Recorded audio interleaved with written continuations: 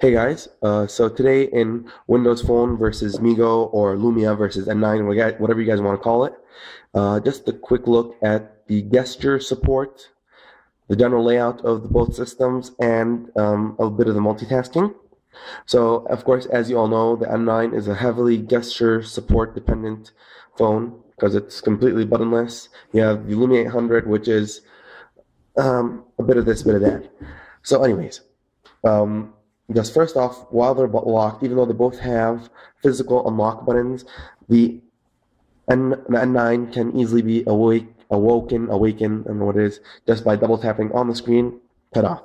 While the Lumia 800, you have to actually physically exert some pressure on the button, and then you get your screen. So that's a lot of effort.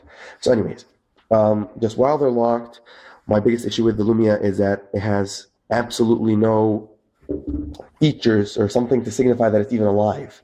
I mean, this could be a dead phone, a bricked phone, and I would have no idea. Well, the M9 has a little standby clock with the notifications showing. So anyways, we said M9, double tap to wake up, and you get your unlock screen. And you'll have your time, your online status, notifications, battery, SIM level, Wi-Fi, and your Facebook notifications, messages, emails, or if you have any missed calls. Well, the Lumia, once you just open the screensaver, you'll have your notifications down here at the bottom, and at the top you'll have basically the same layout you saw on the N9.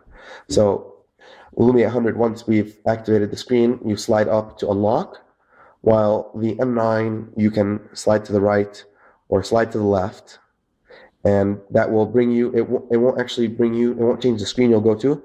As you can see, both swipes will take me to the same feed screen. So anyways, now that we're unlocked, just a quick review or preview, if you've seen it before, depending, of the M9 features. Basically, swiping in any of these directions from the side, or the bottom will minimize the app, while swiping from the top will seal it completely, will turn off the apps. So, and of course, you shift through screen to screen by swiping, okay? So, while on the Lumia 800, you can swipe to the right if you want. Not actually swipe, it's more like a drag with a tap with a drag. So, you do that to switch between your home screen layout and your app menu. And then the only swiping you'll be doing is up and down. So that's just your navigation in the Lumia 100. While on the N9, let's just open up email. If you swipe downwards, this will close. It will seal it completely.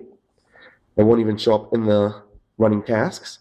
While if you, let's open another app, camera, swiping from the side will just push it away, just swipe that stuff off the desk, and you can find them on what I like to think of as the floor, where all your apps are collected. Now, another really cool feature that a lot of people miss, like don't notice on the M9, is the fact that you have a quick access panel. So imagine I'm here and I want to go to my camera. So just swipe up from the bottom, keep your finger held, and you'll get these little 4 quick access notification bars, which there is no equivalent to on the Lumia. So you can even access these from the lock screen. Let's just take a look at that again. From the lock screen, swipe up, keep your finger pressed for around a second or two, and you'll get these quick access things. Unfortunately, by default, you can't change what shows up. There are some tweaks, but I'm not going to get into that right now. So, as we've said, swipe right, left, or from the bottom to the top will minimize the apps, while swiping from the bottom will kill them. Now, another thing about the Lumia 800 is that it does not have a constant notification, whatever you want to call it, info status bar at the top. It disappears from time to time depending on what you're doing. So, personally, I find it a bit annoying because I really worry about my battery status and whether I'm connected to 3G or not. So sometimes you have to tap on the top, double tap on the top to bring it down. While on the N9, it's there all the time. And actually tapping on the top will give you some shortcuts to Wi-Fi, Bluetooth, media sharing, and your status, your online status, if you're available or not. And you can change adjust the volume of the device and change the ringing volume, or switch from ringing to beeping, or whatever you want to call it, the meeting mode, or silent. So it's for faster access and changing settings faster. That's how you do it on the N9. On the Lumia, you simply tap the volume up or down button, and you'll get a preview of what's playing right now, as well as your current volume. And if you press on this over here, if you press on the little bell button, it will switch between silent and vibrating. Which you can notice the difference is on the N9, there's a separate volume for the ringer or system volume, and you have volume for apps or whatever, while the volume on the Lumia is one volume setting for everything, for music, for apps, for basically everything in the phone. So that's about it for gestures. We said swipe here, so a lot of swiping here, limited swiping here. And just one thing I wanted to mention about the Lumia is a lot of people are saying, since Nokia can customize their phones a bit more, we might be seeing a swipe interface on the Lumia. Well, as of now, I really can't see a way that would work, because it's a very simple demonstration. Swiping from the right to the left is already taken. If I was to minimize an app, what is this doing right now? The Metro UI, or whatever it is, the UI on Windows Phone, heavily depends on actually swiping from one side to side to get to another panel. So you've just eliminated swiping from the right to the left, which you've lost half of the functionality of swipe, while at the same time, if you want to swipe from the bottom, you're going to end up hitting the Windows key first, and also, in fact, the Windows key basically does the same thing. So it would be a nice feature to have, but I don't see a proper functionality for it. Now, the other thing, of course, is multitasking, where we have a clear winner, the N9. Multitasking on this is really simple, really easy. It has a dedicated multitasking screen. I mean, it doesn't get any more multitasking-centric than having a whole home screen dedicated to multitasking. So just open up some apps. As you can see, I'm opening them and minimizing them immediately.